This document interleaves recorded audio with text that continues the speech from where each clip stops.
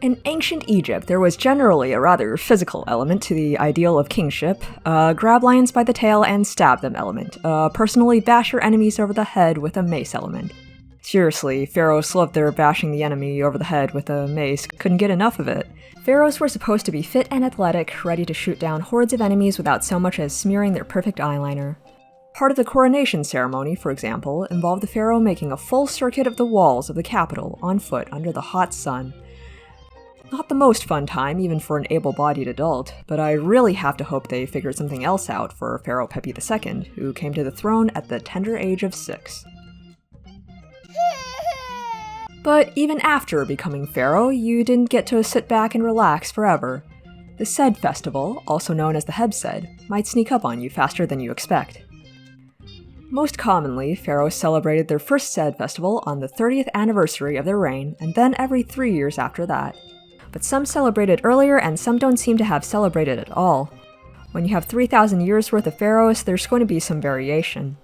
In some places, you'll read that the festival may have replaced an older tradition where kings were ritually killed once they got too old and feeble to rule, but the actual evidence for that theory is so thin that I have to conclude everyone just repeats it because it's spicy.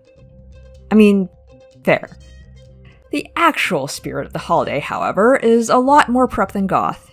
The Sed festivals seem to have been about renewal and rejuvenation of the pharaoh personally as well as his dominion over Egypt.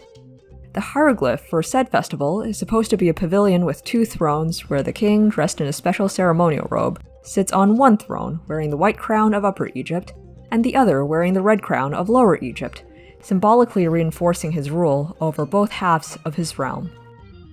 There's a whole bunch of other rites that get mixed and remixed into the Sed festival over the years, including the inspection of cattle, the raising of the Jed pillar, offerings to gods, and, of course, the famous ritual race.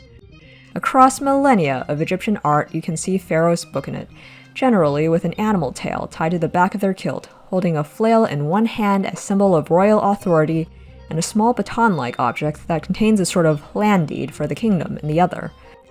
The pharaoh would run between 2 sets of horseshoe-shaped boundary stones, symbolically making a circuit of their kingdom and reinforcing their claim over it. And then they change outfits and keep running.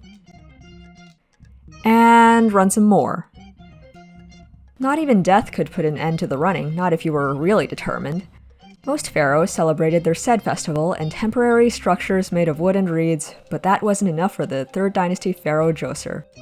Now, Djoser was a big builder in general. He was most famous for being the guy behind, or underneath, the oldest pyramid, before the Egyptians even figured out the whole making the sides smooth thing. But he didn't just stop there. There's actually a whole tomb complex around the pyramid, and in that tomb complex he built this entire Sed festival court out of stone so he could keep right on running in the afterlife for all eternity. You can still see the platform with a double staircase here, where he'd set up his pavilion with the double thrones. And here's the big courtyard where he'd perform the run, and right there in the distance you can just see one set of the boundary stones he'd have to run around. Some people march for dimes, but pharaohs race for everlasting dominion.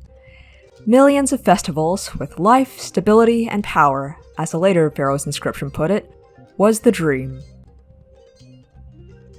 If you enjoyed this video and want to see more like it, please like, comment, and subscribe. I've just started out on this whole YouTube adventure, and every little bit helps.